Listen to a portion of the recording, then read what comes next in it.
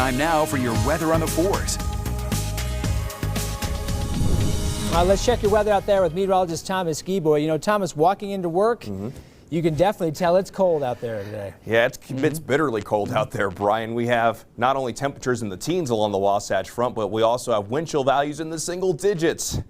If you're heading out the door this morning, bundle up. You're going to need those extra layers. We'll talk about the temperatures and the wind chills in just a moment, but for your headlines this morning, we're going to see that frigid Arctic air for today, and we're also going to have another blast of that Arctic air heading into New Year's, but we're going to, in between, there are going to be more times of active weather, and we will have advisories and watches that go into effect later today. And speaking of those advisories and watches, we'll have winter weather advisories begin for our higher elevations, more or less from the Utah-Idaho line all the way down to southern Utah. So that includes our northern mountains, our central mountains, our southern mountains, the Wasatch Back, the Wasatch Plateau, and even for the Abajos. We'll have a winter storm watch that'll be going into effect, but for the winter weather advisory, that begins at 3 o'clock this afternoon and will be running all the way through Friday evening, because with a few systems that'll be moving in, we could pick up anywhere between 4 and 14 inches in our mountain valleys, 1 to 2 feet in our mountains, and that's going to lead to times of difficult travel. So you're still going to want to be very careful out on the roadways, and even for the Wasatch Front, we're going to see the chance for snow continue over the next few days with up and down snow chances, but we'll talk more about that in just a moment. Here's a look at the bigger picture of things. We're out there this morning. We're mainly just finding snow in some of our higher elevations, but you can see one system that's going to be arriving from the northwest later on today, and that's going to be increasing the chance for snow in central and in northern Utah. Meanwhile, over towards California, you got a low pressure that's going to be diving down to the southeast, and that's going to be increasing the chance for wet weather down around southern Utah. So we'll be looking at the chance for rain and snow across the state, with a better chance for snow for most, with the chance for a little bit of rain with maybe a little bit of a mix in lower Utah down in southern Utah. But in the meantime, here's the view in Park City, where this is an absolutely beautiful view here on this early Wednesday morning,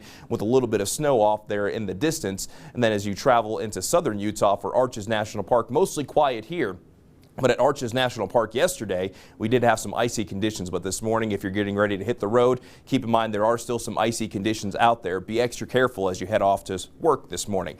But we're sitting at 18 degrees in Salt Lake City, 19 degrees in Delta, 27 in Cedar City, and you throw on a wind that's between 5 and 15 miles per hour for most, and you get wind chill values that makes it feel like 7 degrees in Salt Lake City. It feels like 18 in Cedar City, and it feels like 6 in Delta, and feels like a whopping 1 in Vernal.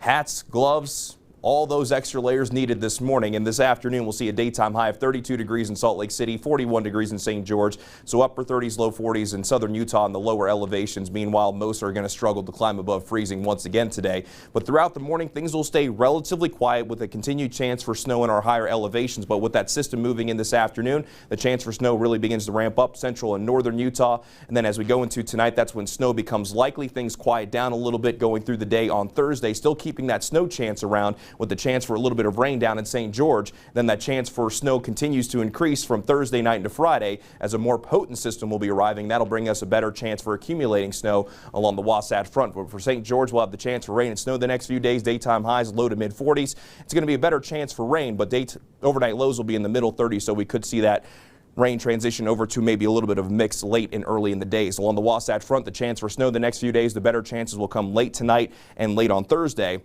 And then on New Year's morning, there will be a slight chance for some snow, but on New Year's Day, it is going to be a cold one, with a daytime high only in the lower 20s. As we check your traffic out there this morning, we do have an accident on the I-215, I-15 entry ramp north of Salt Lake City, and an accident on Utah 201. But for the most part this morning, we're actually looking pretty good across Metro Salt Lake City. Just be careful with those slick spots.